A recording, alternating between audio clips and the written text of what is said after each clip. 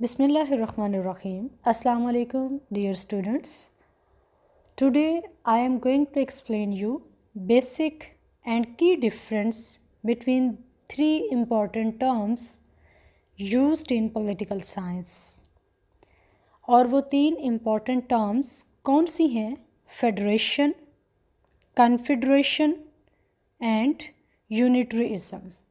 अक्सर आप ये तीनों टर्म्स सुनते हैं और पढ़ते हैं, लेकिन इन तीनों टर्म्स को एक दूसरे से डिफ्रेंशिएट करने वाला डिफरेंस क्या है, पॉइंट क्या है, वो बेसिक नुक्ता आज की इस वीडियो में मैं आपको एक्सप्लेन करूँगी.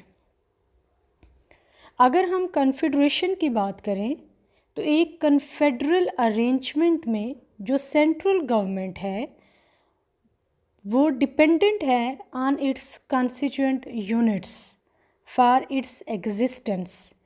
क्योंकि एक कन्फेडरल अरेंजमेंट में जो कॉन्स्टिट्यूएंट यूनिट्स हैं they are not the provinces, rather they are independent and sovereign states.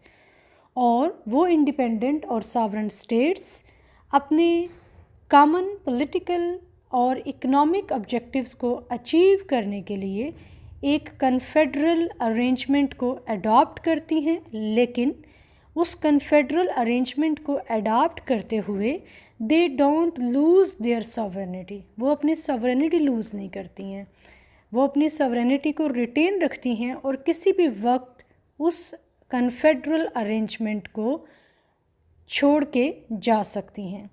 अगर हम यूनिटरीज़म की बात करें तो यूनिटरीज़म या एक यूनिटरी पॉलिटिकल अरेंजमेंट में जो कॉन्स्टिट्यूएंट यूनिट्स हैं they are dependent on the will of central government for their existence and for their creation.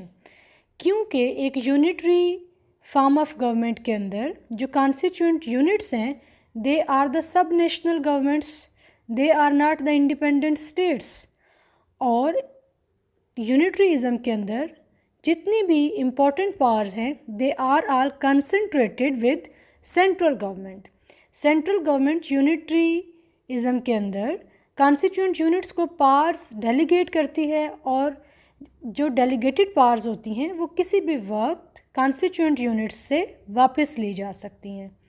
अब अगर हम फेडरेशन की बात करें तो फेडरेशन एक ऐसा पॉलिटिकल अरेंजमेंट है जिसके अंदर दोनों जो ऑर्डर्स ऑफ गवर्नमेंट हैं, central government and constituent unit governments, they both have their own constitutional existence and they both don't depend on each other for their existence and for their survival. और दोनों जो orders of government हैं they enjoy some significant autonomy in their respective jurisdictions. अगर आपको इन तीनों terms के basic difference को understand करने में कोई भी प्रॉब्लम हो तो आप कमेंट सेक्शन में अपनी कन्फ्यूजन, अपनी क्वेरी पोस्ट कर सकते हैं. थैंक यू, टेक केयर, अल्लाह हाफ़िज़.